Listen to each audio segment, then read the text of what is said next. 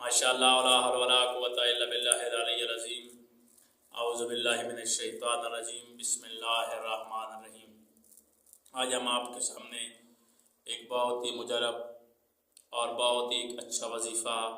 لے کر حاضر ہوئے ہیں ان کے لیے جن کے پاس اولاد نہیں ہے، کیونکہ یہ آمد علی علیہ المرتضیٰ علیہ السلام کی آمد کا مہینہ ہے، بہت ہی بابرکت و برحمت مہینہ ہے، اور اس میں جو بھی آپ واسطہ دیں گے انشاءاللہ وہ دعا قبول ہوگی۔ بہت ہی نہایت اور مجرب وظیفہ سورۃ کوثر کا وظیفہ ہے۔